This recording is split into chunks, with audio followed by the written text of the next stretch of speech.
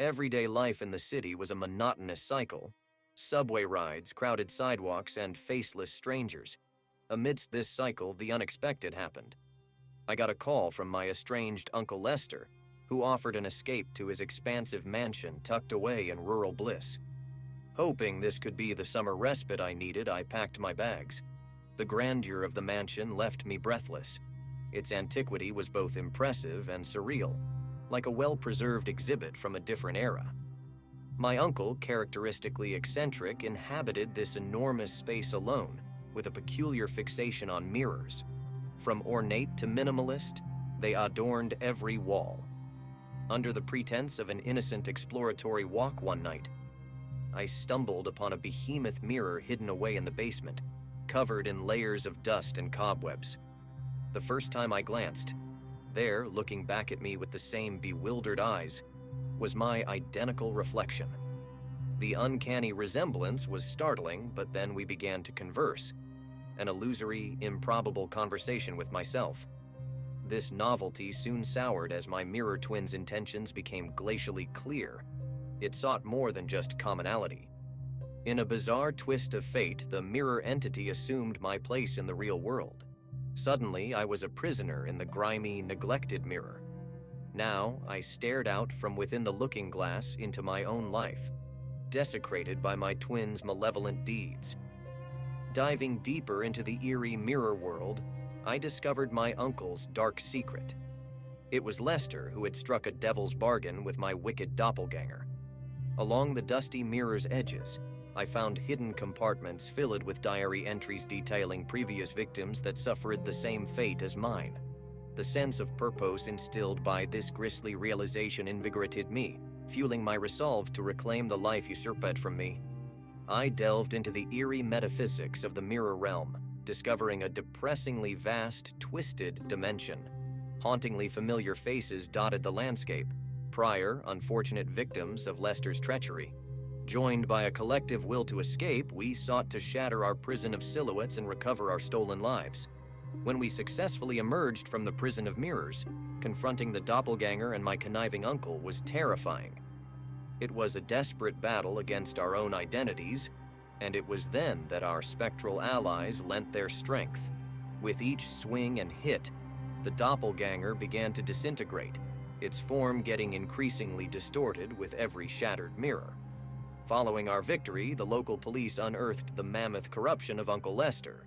As they dragged him to the squad car, his horrified eyes met mine, now filled with regret and terror. My newfound freedom felt tainted, drawing me into a vortex of vindictive satisfaction. I demolished each remaining mirror in the mansion, determined to obliterate the nightmarish past with every shard. I finally left the mansion, its grandeur reduced to a reminder of terror, my innocence forever tarnished by the experience. Upon returning to the city, traces of my ordeal haunted me. A mere reflection in a shop window was enough to incite panic. A paradoxical existence had dawned upon me, a life haunted by one's reflection. In a final bone-chilling twist, I spied another doppelganger in a downtown shop window. Just a glimpse, but enough to send ripples of panic through me. With heart pounding in my ears, I turned and ran, leaving behind a reflection that grinned maliciously within the glass. Even as I share my eerie tale with you, I realize that the horrors aren't over. They're merely hiding within the mirrors. My life before the existence of the anomaly that turned my world inside out was systematically ordinary. I lived alone in my own apartment and had a decent job at the local bookstore. My routine revolved around early morning jogs, work, a visit to my favorite coffee shop, and reading into the wee hours of the morning. It was a modest, solitary life, perfect for an introvert like me. Then one day, I saw him, my mirror image at the far end of a crowded subway station. I froze. A shiver passed down my spine, but then he disappeared into the rush. In the days following the eerie subway encounter, more incidents of seeing my doppelganger began. In public places, I'd catch a glimpse of myself ordering coffee at the counter or buying a book that I was planning to read. It was like